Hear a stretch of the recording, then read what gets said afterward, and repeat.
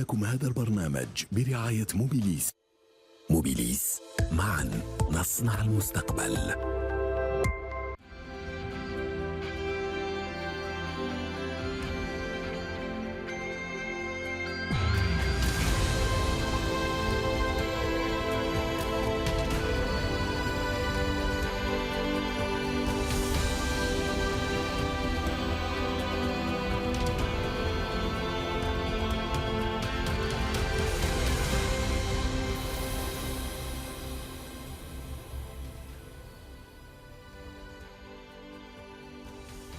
Madame, Monsieur, bonsoir, merci de votre fidélité. Nous avons vécu un dimanche en or avec Kélian Emmour qui offre à l'Algérie, à l'Afrique, au monde arabe sa première médaille d'or en gymnastique au bar asymétrique. Et nous espérons vivre un mardi en or avec Imen Khalif. On espère qu'elle va se qualifier pour la finale et aller le plus loin possible sur la plus haute marche du podium. On n'en est pas encore là. On reviendra sur la participation algérienne, africaine, à ces 33e Jeux olympiques qui se déroulent à Paris. Pour en parler aujourd'hui, eh bien, deux monuments, deux personnalités du monde, du mouvement sportif national.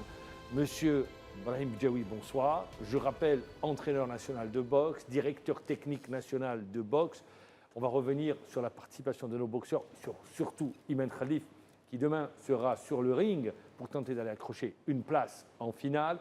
Et à vos côtés, monsieur Saïd Bouamra, cadre supérieur au ministère de la Jeunesse et des Sports. Je rappelle, président de la Fédération algérienne de handball, et puis un observateur également de la scène sportive et de l'ensemble de tout ce qui se fait en matière de sport.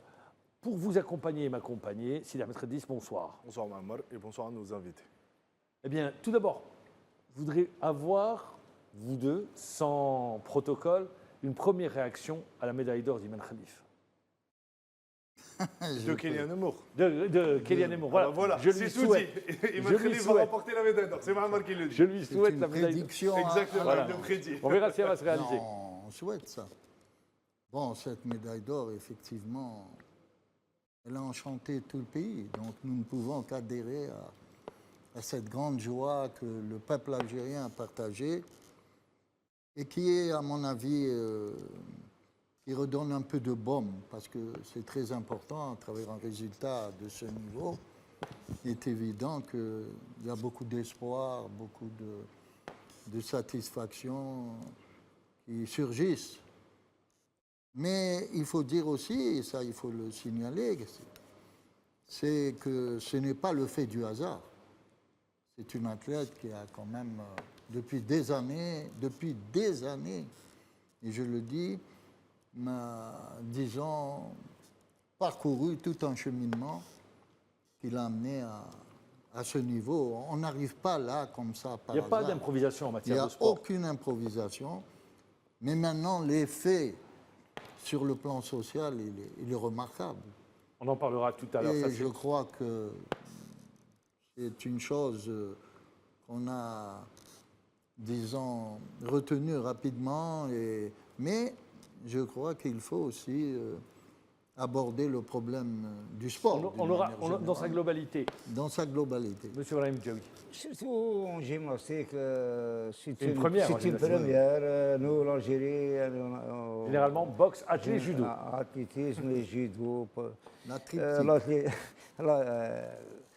La gymnastique, c'est une première. Alhamdoulilah, on a eu cette athlète de haut niveau. D'ailleurs, pour l'histoire, on avait une participation de nos gymnastes. Le premier ambassadeur algérien était un gymnaste. Yamani. À l'époque, plus connu sous le nom de Lazhari. C'était en 1964. C'était en 1964. C'est l'histoire. 1964, 2024, 60 ans plus tard. 60 ans plus tard, l'Algérie a une médaille en gymnastique. Ça nous a fait aller très honneur pour l'Algérie. Et le drapeau algérien a retenti dans le ciel, l'hymne national a retenti à Paris. Alors, avant de vous retrouver, Sidi Ahmed Khadis, on va rendre hommage au premier médaillé olympique. C'est Moussa qui nous a quittés cette semaine. Je vous propose de le retrouver, Moussa, à travers une de ses déclarations.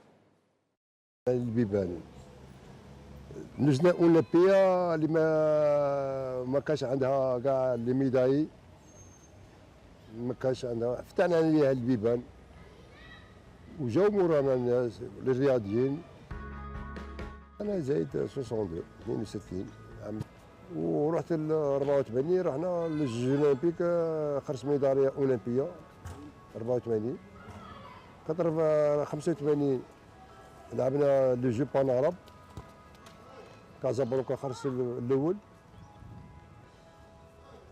86 لعبت البطوله العربيه تاع الشرطه في العراق.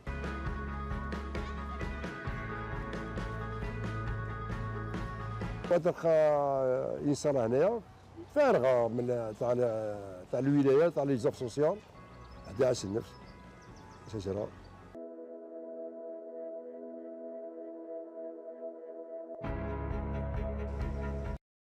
Un reportage qui avait été réalisé avant les Jeux méditerranéens, qui avait abrité la ville d'Oran. Le président de la République, mais également M. Abdelmajid Tebboune, a présenté ses plus sincères condoléances à la famille du défunt, en revenant également sur le parcours. D'ailleurs, voilà, vous pouvez lire le tweet du président de la République où il rend hommage au parcours de Moussa, mais également il présente ses condoléances à la famille de Moussa. Un grand champion, Moussa. Oui. C'était à Los Angeles, 1984. Vous y étiez les deux? Moi, j'étais à Los Angeles, voilà. J'ai vu Moussa. Beaucoup de courage, beaucoup d'abnégation, malgré les conditions difficiles du moment. Il a quand même tenu à rapporter la première médaille. Lui et Zaoui, je rappelle les deux. Lui et Zaoui. 2 médailles de bronze. Moussa, il a commencé à boxer en 1981. 81 كان au service national à la première région de Blida. Il est venu participer au championnat national avec l'équipe de la première région. Nous, on était, moi et le Hayani, Allah yarhamou, on était à l'EMEFS. Et vous l'avez On l'a détecté, il a boxé le championnat, il n'est pas sorti champion. Avait dans sa catégorie Dahmouch qui était Dahmouch Mirzaq. Dans les 75 kilos, il était lui le meilleur, lui le numéro 1 en équipe nationale militaire. On a sélectionné Moussa depuis 81, on a préparé avec lui 81, 82, on a fait un championnat du monde militaire à Harsha. À la salle Harsha, Moussa, on a eu 6 champions du monde, Moussa, Saïd Azdin, Saïd Azdin, Kouchan, Aboud, Bengadi, Oudahi. Ils étaient 6 champions du monde, une équipe. Et parmi eux, Moussa. C'est là où Moussa a éclaté. C'était en 82. C'était en 82, il était devenu champion du monde. On a préparé les Jeux méditerranéens de Casablanca. 83 Casablanca, où il a eu la médaille d'or aux Jeux méditerranéens. Après 84, c'était Los Angeles, médaille de bronze. Il a arrêté de boxer en 87. On a fait les Jeux africains de Nairobi, Kenya. Et c'est là où il a décidé d'arrêter. Il a eu une médaille de bronze à une année des Jeux Olympiques de Séoul, 88, et il est parti professionnel. Il a décidé de passer professionnel. Il est parti professionnel, lui, avec Bouchiche. À une année des Jeux Olympiques. Normalement, en 88, Bouchiche, normalement, d'après les statistiques, il était médaillé aux Jeux Olympiques. Malheureusement, ils sont son destin. Et je rappelle, c'est à la suite d'un tragique accident de circulation. Il est resté 3 mois dans le coma, décédé cette semaine. Alors, on va, bien évidemment, on va revenir, je me tourne vers vous, Sidi Ahmed Redis, Kélia Nemour. On l'a vu au concours général, et puis là, au bar asymétrique, dans un concours très relevé. Eh bien, elle offre à l'Algérie sa première médaille d'or. Comme un symbole, c'est ce qu'on disait tout à l'heure, il n'y a pas de secret dans le sport, c'est le fruit d'un travail acharné. C'est une fille qui est passée par des moments difficiles, il ne faut pas l'oublier. Elle a été abandonnée, lâchée par la Fédération française après ses 2 opérations au genou. Elle a eu la force, le mental de revenir, elle a changé sa nationalité sportive, elle a choisi de représenter l'Algérie et aujourd'hui c'est une belle consécration, d'autant plus que on le voit sur les qualifs. Moi, j'étais confiant. Vous savez pourquoi? Parce qu'on en parlait la semaine dernière. Sur les qualifs, elle avait fait 15-600 pour se qualifier en finale. Et quand la Chinoise avait obtenu le score de 15-500, je me suis dit, si Kélia refait la même prestation que pour les qualifs, alors qu'elle était vraiment large, souple sur les qualifs, elle ne s'était pas donnée à fond. Donc là, elle nous sort vraiment une prestation à la limite de la perfection. Et c'est tant mieux pour l'Algérie et pour cet athlète qui mérite tout le bonheur. Dès que, eh bien, c'était officiel, elle gagnait la médaille d'or, le président de la République l'a félicitée.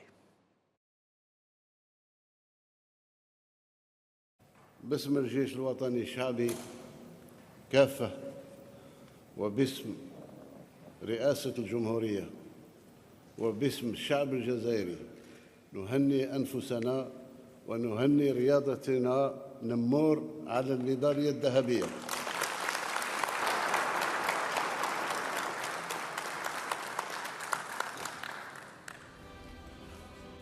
Ça, c'était lors de la cérémonie qu'il présidait à Beni Messous hier pour la journée de l'armée nationale populaire. Mais le soir également, il a tenu à l'appeler pour la féliciter.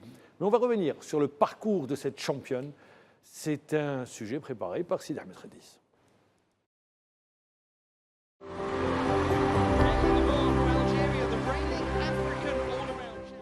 Sûre de sa force et de son talent, Kéliane Nemour a dompté les barres asymétriques. Elle a démontré une nouvelle fois qu'elle est la reine actuelle de cet agrès. Parfois, les difficultés et les obstacles vous poussent à vous surpasser pour un meilleur départ. Les complications pour Kélia ont commencé en 2021 avec un problème de croissance osseuse. Elle subira 2 chirurgies des genoux.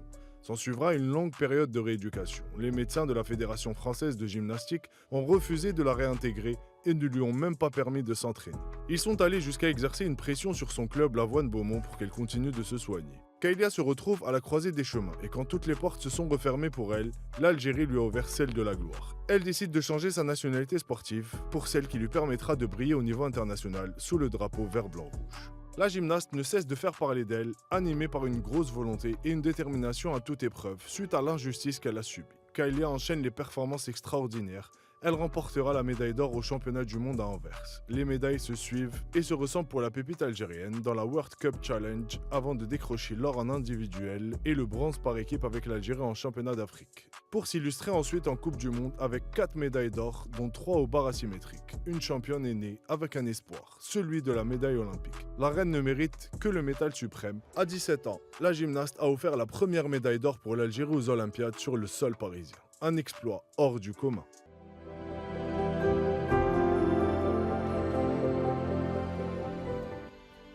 Saïd Bouamra, Sidi Ahmed Redis vient de nous faire revivre son parcours, les difficultés qu'elle a connues, le changement de nationalité.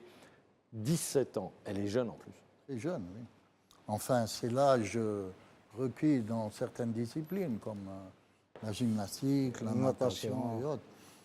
Parce qu'après, les problèmes de capacité sont différents. Elle diminue.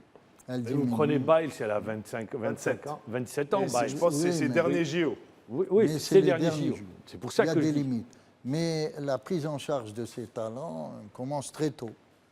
Parce qu'il y a beaucoup de capacités en gymnastique, de coordination et autres, qui sont nécessaires d'instruire dès le jeune âge. Dépasser une certaine phase, c'est plus compliqué. Ce sera un peu plus compliqué, un peu plus difficile. 17 ans, avec un tel parcours, elle montre aussi un très gros mental. Bien sûr, un grand mental. Ce que je voulais dire, tout à l'heure, j'étais en train de suivre le concours de poutre. Oui. Et là où l'américaine, elle est tombée, elle n'a pas pu réaliser son exercice, je me suis dit, si elle avait été là, je suis persuadé qu'elle aurait pu avoir une médaille. Parce qu'il y a quand même une certaine pas complicité, mais complémentarité dans les activités, les agrès.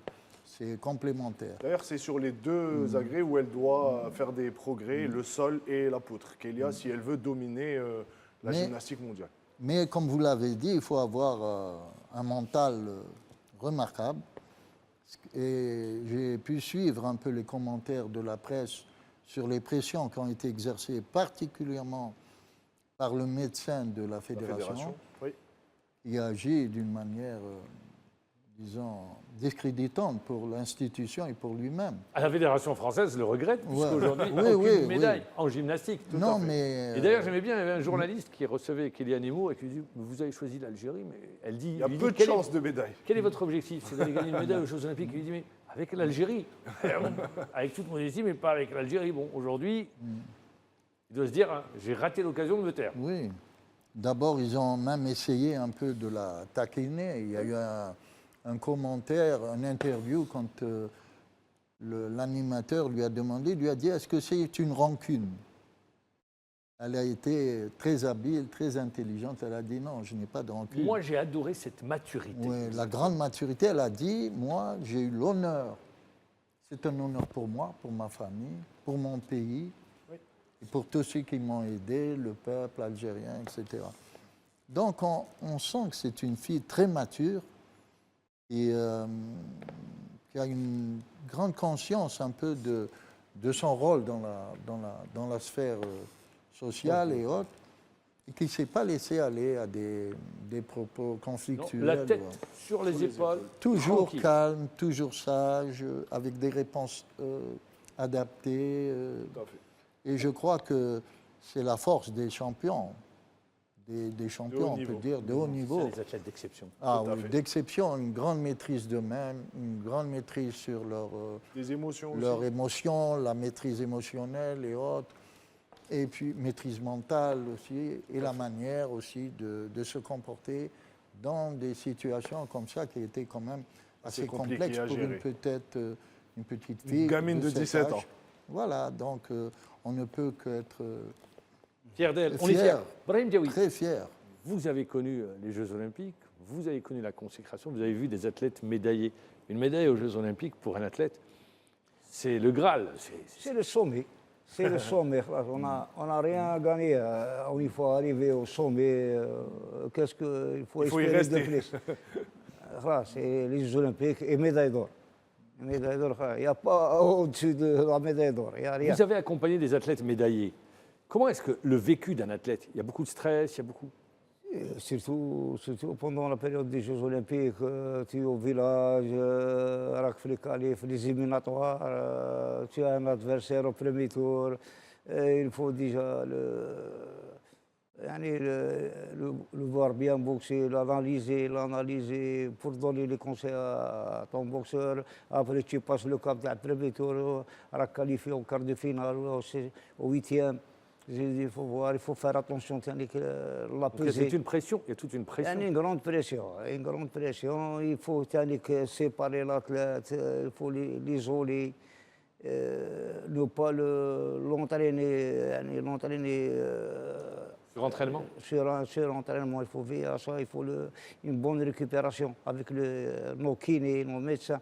Il y a beaucoup de travail à faire. Alors, ce type, on va écouter Kélia, mais je vais revenir également sur les conséquences de la médaille de Kélia sur cette discipline en Algérie. On va écouter Kélia Nemour tout juste après sa médaille. Je suis vraiment hyper contente d'avoir gagné cette médaille pour l'Algérie. C'est la première de l'Afrique entière, donc vraiment je suis super reconnaissante et fière d'avoir gagné cette médaille pour eux. Merci beaucoup de me soutenir. Ça me fait vraiment très très plaisir et tout le peuple algérien me soutient depuis que j'ai intégré l'équipe. Et franchement, ça me fait vraiment hyper plaisir et je suis honorée de représenter l'Algérie et d'avoir pu aujourd'hui offrir cette médaille à tout le peuple algérien. On l'a vu, la tête sur les épaules, réponse juste, pas un mot de plus, toujours avec le Bonne sourire. communication. Elle dégage, bonne. mais Très bonne communication. en plus, elle dégage, Dégage comme de ça l'assurance. cette sérénité, Ouais. elle a beaucoup de charisme. Moi, j'adore son sourire. Ah, oui. Exactement. Une Ça va jeune de devenir un 17 sourire Non, c'est légendaire. une maîtrise Total. globale Tout à fait. de son De son aura, image quoi. aussi. Ouais. Il y a une image On qu'elle voit doit... que c'est une fille qui a bien... Alors, qui est qui a bien focus sur été son instruite. objectif. Brahim Diaoui disait, tout à l'heure, il a rappelé, 1964, première participation algérienne aux Jeux Olympiques, c'était à Tokyo. Ouais. Un seul athlète, M. Lazhari, aujourd'hui M. Yamani. Et 60 ans plus tard, on a une jeune Algérienne qui monte sur la plus haute marche du podium, sur des exercices très techniques, c'est très complexe la gymnastique. Et l'une des conséquences, je voudrais dire, est-ce que vous pensez que cette médaille d'or va avoir un effet d'entraînement, un effet boule de neige? Quand je dis boule de neige, dans un pays où les jeunes adorent le sport. Maman, c'est un débat que j'ai eu l'occasion d'avoir avec des spécialistes dans ce domaine. Il faut dissocier l'aspect émotionnel de l'aspect pratique, c'est-à-dire la répercussion, Direct. l'événement par rapport Si Saïd Bouhamra, dans n'importe quel pays, je vois où vous allez, dans n'importe quel pays, j'entends, il y a une médaille d'or, il y a une consécration, l'une des répercussions, c'est l'augmentation du nombre de licenciés. C'est pas évident. C'est une chose qui n'est pas évidente. Je Ça vais vous arrive dire souvent. pourquoi. Parce que c'est vrai qu'on se dit on va gagner une médaille d'or, donc on va attirer pas mal de choses. C'est pas évident, pourquoi? Parce que l'augmentation du nombre de pratiquants dans un pays, il n'est pas lié qu'à ça. Il est lié aussi à un bon nombre de conditions qui sont mises en place pour accueillir les athlètes. Si vous avez les moyens de recruter, les moyens de prendre en charge les infrastructures et tout cela, Monsieur Zaatar, que j'avais eu, avec qui j'ai discuté, se me dire. disait le problème d'infrastructure ne se pose pas. Ce qu'il disait, moi je répète, je reprends les propos du président de la Fédération algérienne de Il gymnastique. fallait voir les installations. Voilà. C'est ce que je dis. Il dit le problème ne se pose pas. Donc reste Les conditions, la réalité. Mm. C'est l'encadrement.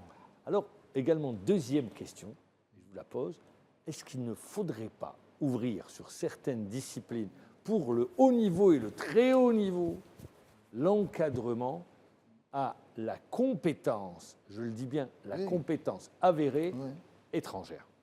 Bien sûr, c'est un des moyens, parce qu'on a toujours besoin de gens qui ont une grande expérience de ces événements et de la prise en charge de ces jeunes talents. Bon, il faut dire que ce n'est pas si simple, parce que ces gens, il faut aussi les payer, il y a des conditions aussi qu'il faut leur offrir pour essayer de prendre en charge. C'est pas si simple. Et ces gens ne s'aventurent pas. Ils ne viennent que lorsque, effectivement, il y a un projet les bien conditions sont réunies pour mener à bien une opération de cette envergure. Moi, sur quoi je voudrais revenir, et c'est ça qui me préoccupe. La médaille, c'est bien, on est tous contents, on se réjouit de ça, ça nous réchauffe un peu le cœur, etc. Beaucoup même, pas un peu. Oui, mais ça, c'est... C'est l'arbre qui cache la forêt. Oui. Maintenant, non, c'est pas l'arbre qui cache la forêt, mais c'est pas permanent. Il doit y avoir un C'est effet une- déclencheur. Voilà. C'est la pérennité. C'est Oui, la pérennité. C'est pas évident que ça va avoir cet effet dont parlait Cet M. impact. Djibour, oui. Oui, bien sûr. Moi, je vais vous dire quelque chose et je voudrais revenir là. On parle des Jeux Olympiques. On parle des Jeux Olympiques qui est une compétition pour nous ponctuelle. Or, les Jeux Olympiques, c'est pas ça. Les Jeux Olympiques, c'est 3 phases. Une phase de construction, c'est-à-dire là où on met en place la stratégie, les moyens et tout ce qui peut aller dans le sens d'une amélioration de la prise en charge des futurs l'athlète. talents. Ouais. Il y a les Jeux, la compétition, Et l'après. c'est la mise en œuvre du projet pluriannuel, parce que c'est Sur au plusieurs minimum, années, 3 ans au minimum. minimum 4 ans. Et la troisième phase, c'est la phase Post-jeu. que nous, on a toujours occultée, la phase d'évaluation qui nous permet de situer l'impact.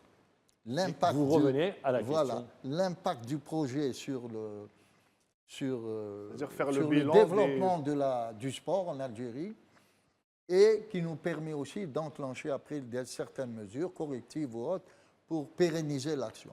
Or, nous, cet aspect, cette troisième phase n'a jamais existé. On la n'a néglige. jamais évalué des événements pour en tirer des enseignements, pour en définir une stratégie, pour définir les moyens qui sont nécessaires et qui sont exigés par ce type de pratique, et pour améliorer après les conditions pour d'autres événements. Ce sont des approches qu'on a eues chez nous fragmentaires. Je vous donne un exemple. très simple. Rapidement, parce qu'il y a le temps également. Oui, je vous donne un exemple. J'en ai parlé dernièrement. J'ai dit, est-ce que vous avez vu un bilan en football, par exemple, après la Coupe d'Afrique? Non, on peut parler de football aujourd'hui. Pas de Non, football aujourd'hui. Non. On est sur les JO, sur les sports qui nous ramènent des médailles. Je ne parle pas du football en tant que J'ai tel. compris. Je parle Du bilan qui doit se faire. du mode de fonctionnement d'un projet de cet ordre. Je peux prendre le foot, je peux prendre le hand, je peux prendre toutes les Oui, disciplines. oui. Ça, c'est pas un problème. Oui, c'est mais de c'est dire, ça. de tirer les conséquences, mais également d'actionner les leviers, nous Bien permettant d'aller de l'avant. On va rester sur la médaille d'or, parce qu'il ne faut pas qu'on l'oublie, cette Ah, médaille d'or de Kélian Emour. Cette fois-ci, une réaction avec son coach. Pas un tas d'émotions en fait, c'est l'ascenseur émotionnel une compétition comme ça parce qu'on sait qu'on a les moyens de faire quelque chose, elle a un bon mouvement et puis devant on voit que ça tombe et puis après ça remonte et après la chinoise elle met la barre très très haut avec 15,50. Alors je savais qu'elle pouvait faire mieux, elle est montée, elle n'a pas tremblé, elle a fait exactement ce qu'il fallait faire pour pouvoir battre la chinoise et être médaille d'or, donc c'est vraiment génial. Je trouve qu'elle a fait preuve d'une grande maturité. C'est la meilleure note mondiale de l'année. Et elle le sort le jour J, exactement au moment où il faut le faire. On a fait 15,600 au qualif et 15,533. On avait déjà fait 2 fois mieux que 15,5. Donc non, je n'étais pas très inquiet, mais je savais qu'il fallait faire le beau mouvement. Et franchement, on n'était pas loin de la perfection.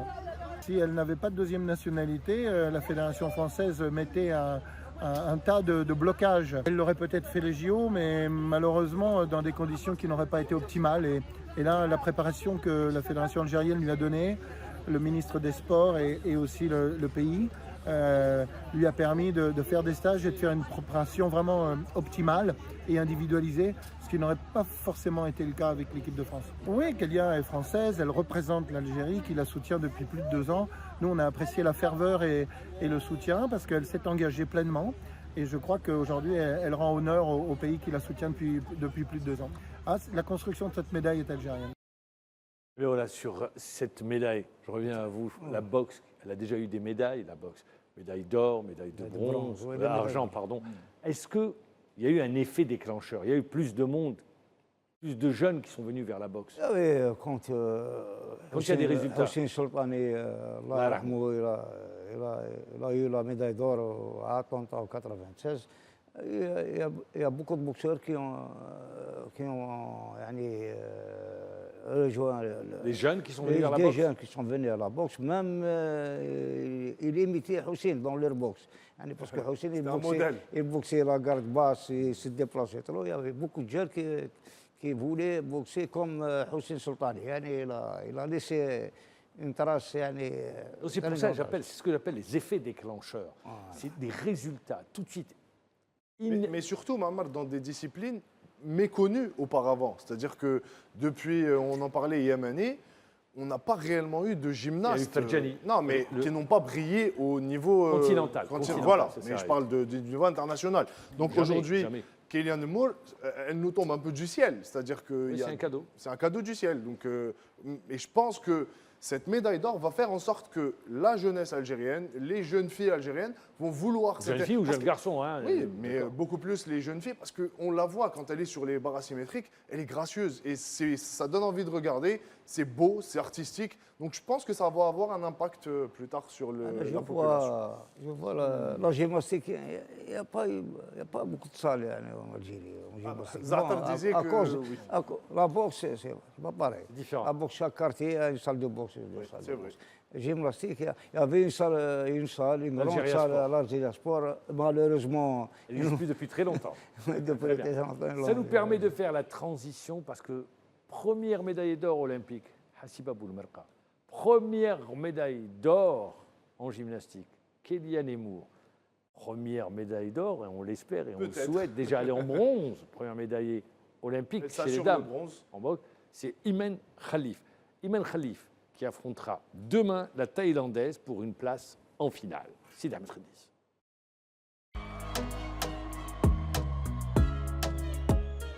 Avec la détermination de tout un peuple et un mental à toute épreuve suite à un acharnement médiatique injustifié, la boxeuse algérienne Imen Khalif a relevé le défi et a répondu sur le ring, s'assurant au minimum le bronze et offrant à l'Algérie sa toute première médaille en boxe depuis celle de Mohamed Alalou lors des JO de Sydney en 2000.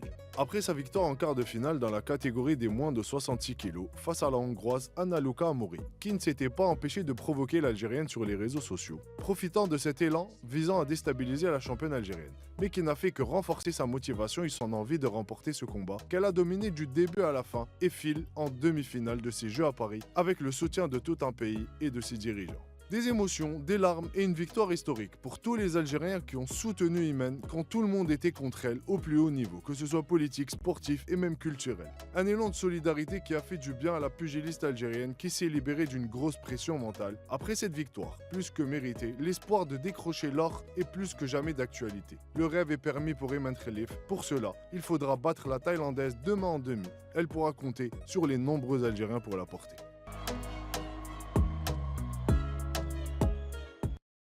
Je rappelle également un message de soutien du président de la République qui lui a été envoyé tout juste après sa victoire. Imen Khelif, tout d'abord, la pression qu'elle vit actuellement, qu'est-ce que vous dites? Moi, je dis d'abord c'est une approche insidieuse vis-à-vis de cet athlète.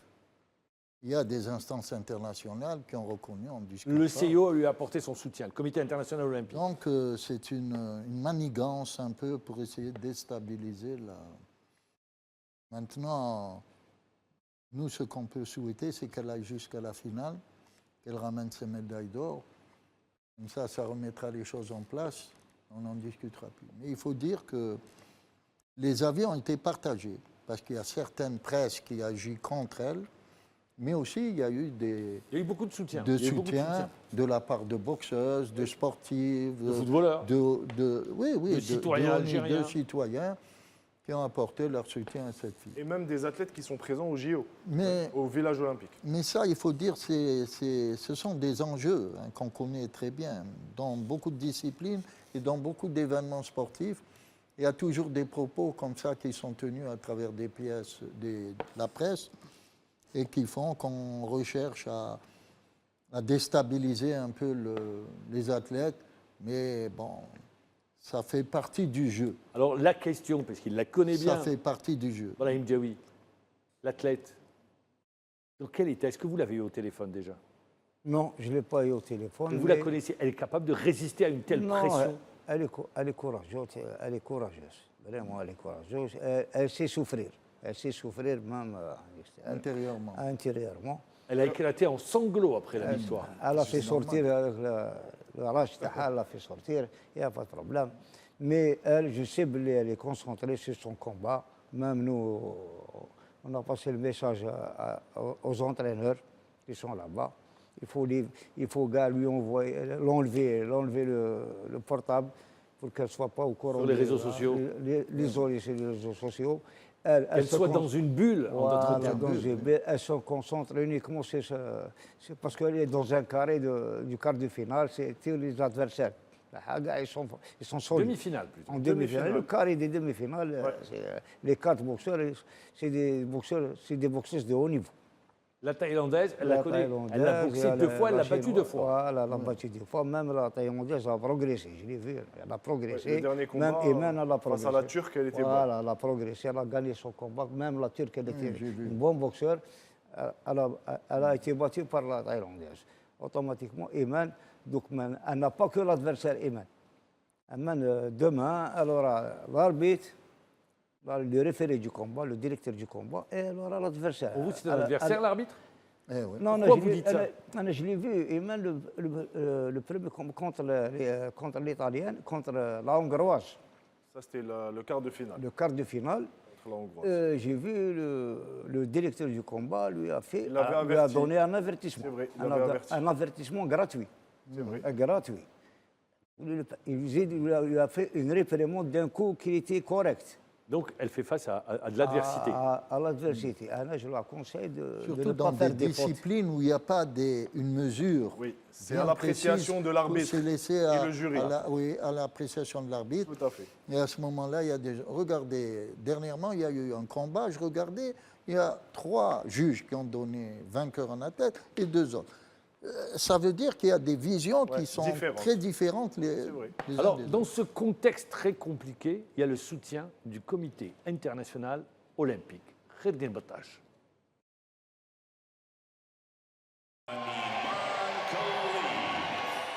Mais les vieux démons d'une presse occidentale aigrie et souvent gênée par les exploits sportifs des enfants de l'Algérie ont ressurgi pour tenter de discréditer la championne à travers une campagne de dénigrement au relent discriminatoire et raciste, car elle sait qu'un drapeau algérien qui flotte sous le ciel et les anneaux olympiques est toujours porteur d'un message universel de lutte et de résistance au nom des peuples opprimés.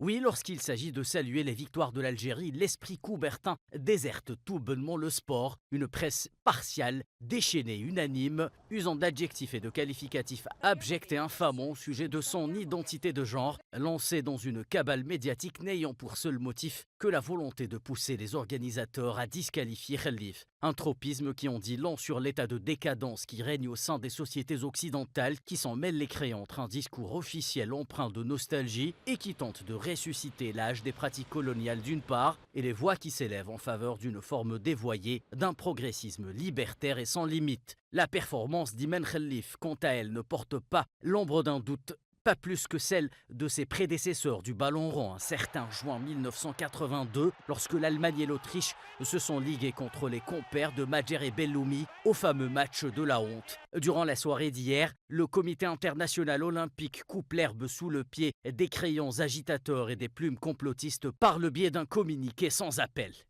Tous les athlètes participant au tournoi de boxe des JO Paris 2024 respectent les règles d'éligibilité et d'inscription à la compétition, ainsi que toutes les règles médicales applicables établies par l'unité de boxe Paris 2024, poursuit le communiqué. Comme pour les compétitions de boxe olympiques précédentes, le sexe et l'âge des athlètes sont basés sur leur passeport. Porté par une vague de soutien populaire et officiel indéfectible de la part de ses compatriotes algériens, Imen Khelif reste concentré sur son objectif qui est d'aller le plus loin possible dans cette compétition grâce à sa préparation et ses aptitudes physiologiques et mentales de femme algérienne, seule contre tous.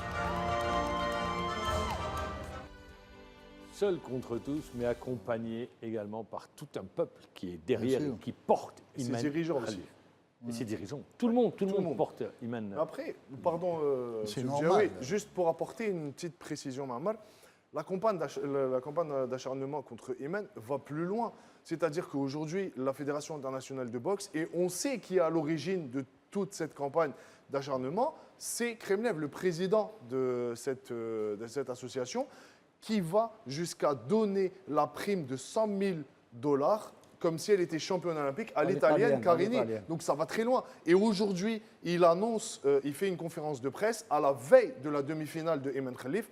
Donc c'est pour vous dire que ce n'est pas innocent. Et c'est une guerre. Imen Khelif est au centre d'une guerre entre le CIO et le CIO dit « je ne reconnais pas l'Association internationale de boxe amateur ». Mais ça, c'est une infraction à la légalité, parce que cette institution n'existe plus. Elle est suspendue. Donc même pour intervenir, il y a des règles. On ne peut pas intervenir comme ça d'une manière anarchique.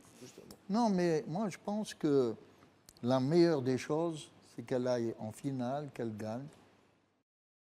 Et plus rien ne se dit. Parce que si on continue à entretenir cette polémique, c'est toujours à l'avantage des gens qui veulent exploiter cette situation, cette polémique, pour encore en rajouter. Mais c'est clairement une campagne de déstabilisation pour moi. Parce que pourquoi sortir et faire une conférence de presse ? C'est un alibi qui a été utilisé par qui, bon, des instances. Je pense plus que c'est un conflit entre le CIO je ne vois pas pourquoi.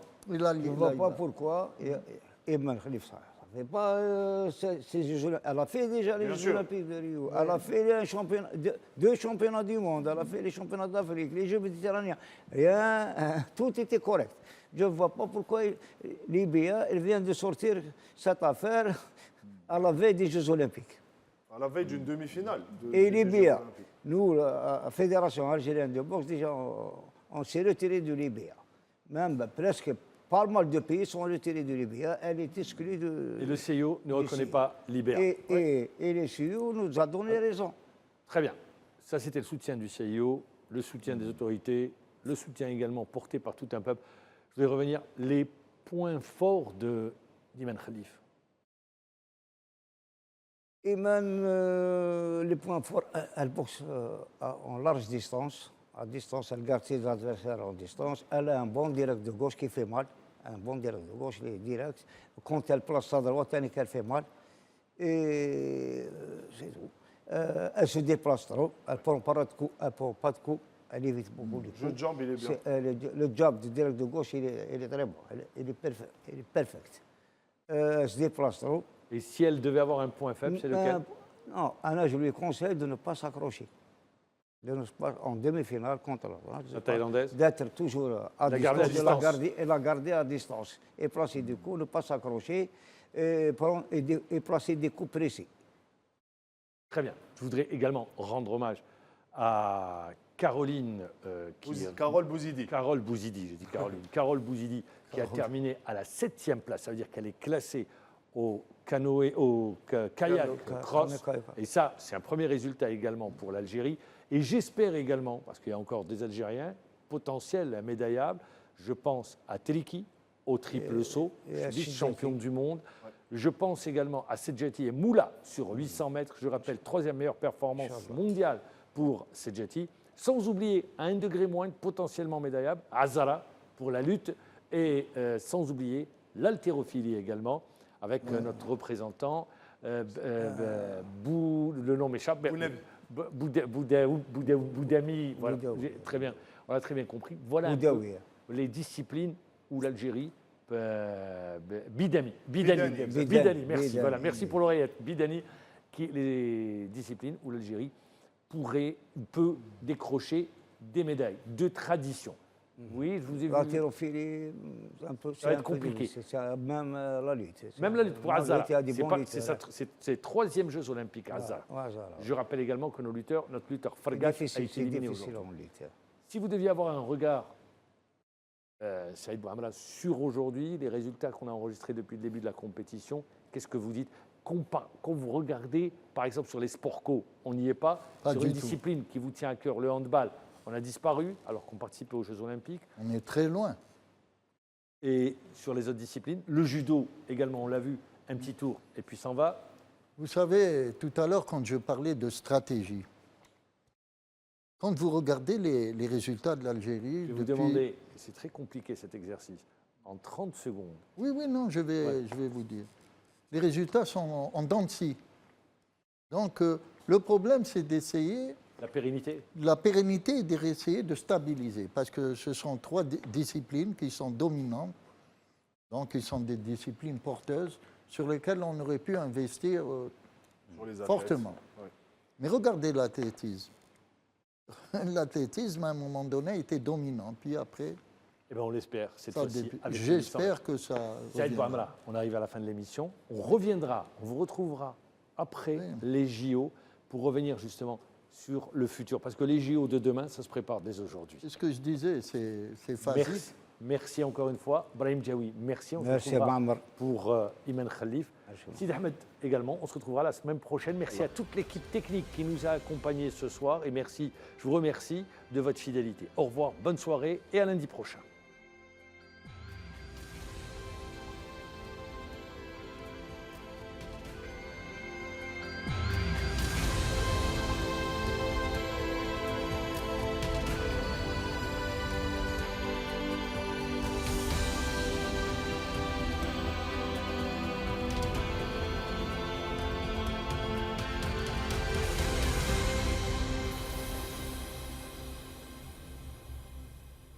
قدم لكم هذا البرنامج برعاية موبيليس.